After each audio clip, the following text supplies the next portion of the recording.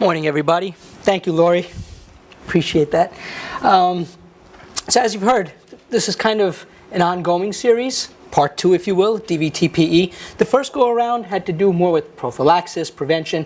Here we're going to get into more recognition and treatment. And as many times happens, it is a case at Winthrop that kind of stimulates this type of a discussion.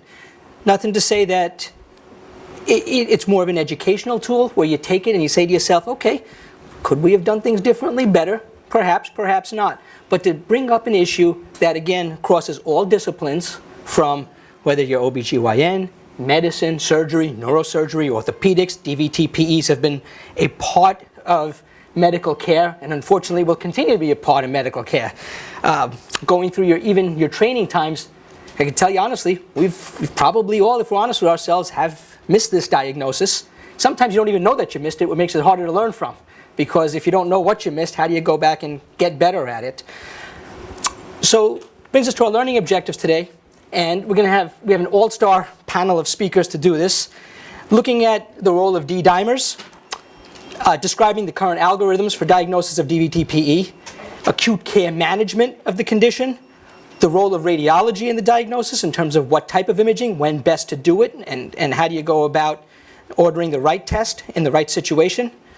The burden of pulmonary embolism and the safety and efficacy of catheter-directed thrombolysis, surgical options for the treatment of PE, and then again, to bring it all whole around 360, an interdisciplinary strategy that various institutions have done, and that what we can do here at NYU Winthrop. So take a look at this case that happened a few months ago here again at Winthrop. 45-year-old male presents to the ER with a history of shortness of breath for 2 weeks, worsening on the day of admission. History included obesity, hypertension, hyperlipidemia. Interestingly enough, low testosterone on clomiphene certainly adds to the coagulability profile, and frequent travels from Dallas to New York. Could have been a Dallas Cowboy fan, not sure. In the ER, he's treated in a timely fashion. So importantly, the PE is recognized in a timely fashion. It's a submassive PE, and we'll go into exactly what that means throughout the presentations. And he's appropriately admitted to the medical ICU service. Stat echo is done, showing a severely enlarged right ventricle and severely decreased right ventricular function. He started on IV heparin. It's an appropriate discussion about TPA versus heparin, and the decision was made to go with heparin. Vital signs at the time showed a blood pressure of 110/70. He's tachycardic into the 120, 130s. O2 sat about 93%. He had a lower extremity ultrasound that showed DVT in the left mid to distal femoral and popliteal veins, and he's short of breath and again tachycardic. 24 hours later, an ultrasound is done up in the ICU showing a near resolution of the clot in the popliteal veins. A PTT was therapeutic. A repeat echo showed improved function as well. And the plan was to re-echo in 3 months and to decide what type of anticoagulation is best for the patient now that we have so many options. He's transitioned to Lovenox, an appropriate dose, and importantly, he gets the dose. He's downgraded to telemetry given his hemodynamic stability at that point, stating he's still short of breath to the level that he came in at and still anxious. He's given some Xanax for his anxiety a few hours after being downgraded, and several hours later that he has a cardiac arrest.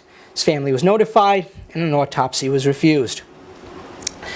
And when you go into this case, you find out that, okay, from a quality standpoint, it was reviewed from multiple angles.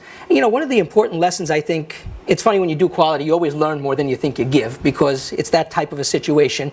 And one of the reviewers made, I think, an excellent point, Lori, and correct me if I'm wrong, was that in these situations, even if you do everything right, the outcome isn't always what you want. And that's kind of a humbling feeling. You can do things appropriately right, make the right decisions, and still not get the outcome that you want.